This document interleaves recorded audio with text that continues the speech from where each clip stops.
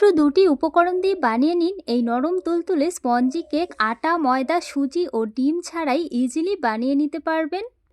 করে চলুন মূল রেসিপিটি শুরু করা যাক। প্রথমে আমি এখানে 2 প্যাকেট অরিও বিস্কুট নিয়েছি। আপনারা কম বেশি করে নিতে পারেন। আমি এখানে বিস্কুটের ক্রিমটা আলাদা করে নেব। এই কেক রেসিপিটা এতটাই ইজি যে আপনারা খুবই কম সময়ে এবং কম উপকরণ দিয়ে বানিয়ে নিতে পারবেন। এরপর আমি বিস্কুটগুলোকে একটু এরকম ভেঙে নেব।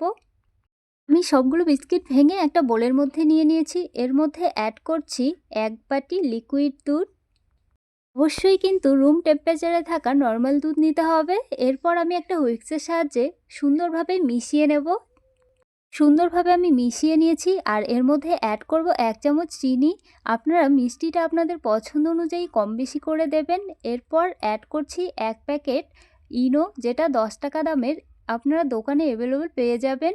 এবারও খুব সুন্দরভাবে আমি মিশিয়ে নিয়েছি আর ব্যাটার ঘনত্বটা ঠিক এরকম হতে হবে। কোনো রকম কেক টিন বা কেক মোল্ড ছাড়াই কিন্তু আপনারা বাড়িতে থাকা স্টিলের পাত্রেও ইজিলি কেকগুলো সুন্দরভাবে বানিয়ে নিতে পারবেন। অবশ্যই শুকনো স্টিলের বাটিতে সাদা তেল ব্রাশ করে A4 সাইজের পাতাগুলো গোল করে কেটে আমি সুন্দরভাবে সেট করে নিয়েছি। এরপর ব্যাটারটি দিয়ে আর একটু ঝাঁকিয়ে নেব যেন কোনো রকম এয়ার না থাকে। এরপর ঢাকা দিয়ে আমি উনুন জ্বালে আগে থেকে কড়াইয়ে নুন গরম বসিয়েছিলাম। এরপর একটা রিং বসিয়ে আমি বাটিটা বসিয়ে ঢাকা দিয়ে দেব।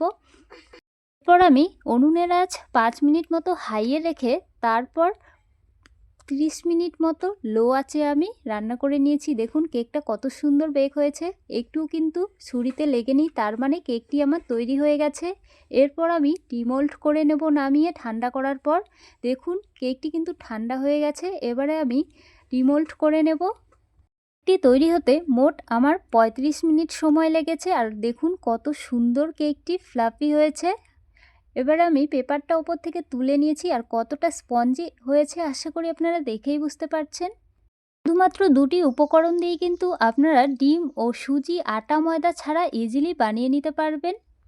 আশা করি কতটা ইজি দেখেই বুঝতে পারছেন। তো ভিডিওটি যদি আপনাদের একটুও ভালো লাগে বা হেল্পফুল হয়ে থাকে অবশ্যই লাইক, কমেন্ট, শেয়ার করে পাশে থাকবেন।